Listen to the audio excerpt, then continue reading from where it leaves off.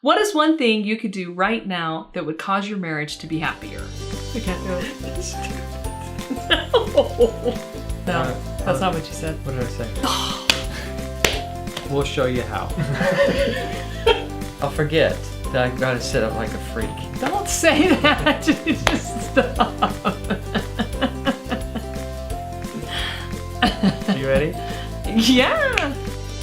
Welcome back to Adore Your Spouse, where marriages get happier. I want to tell you about something really awesome that Blaine does.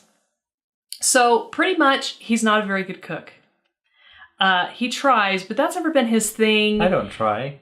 Okay, well, he doesn't try either, so there's that. Because if I did, it would be terrible. Anyway, pretty much I do the cooking at our house. Well, the kids help too. And he always is so grateful, like really genuinely grateful that he didn't have to make the food and that it tastes good.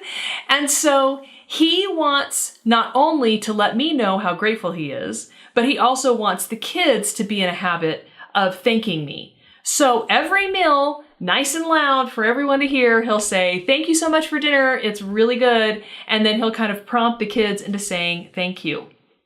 Now, thank you is such a small thing, but we tend to forget it when we get married. Because I think it's because we get into these habits and, that's just your thing you do. You just... It's your responsibility. Taking care of the taxes, or you're the one that mows the lawn, or you're the one that makes the bed, or you're the one that puts the kids down, or whatever it is that your job is now. And it becomes this expectation instead of just a nice gesture that your spouse doesn't have to do, but has just chosen to do to be nice to you. Well, people will get ticked off if it's not done. So That's true. If you're in a role, actually. if you have a role of providing, or let's say making meals, and I come home and the meals aren't made, then it's easy for you to get ticked off and say, "Well, what's the deal?" Yeah, why for is you it too. That's what I mean. Yeah. I'm switching Yeah. pronouns, but Yeah. the point is, because you expect that, and it's Yeah. always there, and then it's not there, so then you can get it could be easy to get frustrated, but you have to see it from the standpoint that, wait a minute, they don't have to do it. Who's making them do it? They're choosing to do it. Yes. They want to, and they not only choose to do it, they choose to do it like every day of our lives, right? For years and years and years. Yeah, and the other thing that happens is that the good actions that they're taking get overshadowed by things that you're not liking that they're doing. Yeah. And so then, they do this nasty stuff I don't like, so then I can't be appreciative of the stuff that they do that I like, that services me or the marriage in some way. And that's what you're really doing, right? You're just shifting your focus. So when you're grateful, you're shifting your focus onto good things and things that they're doing, things that are awesome, things that make your marriage good. And when you take your focus off of that, then you're hurting the marriage because you're focusing on things that you don't want, that shouldn't be there, but they shouldn't override the things that are doing good. So gratitude is a really simple thing that we can all do.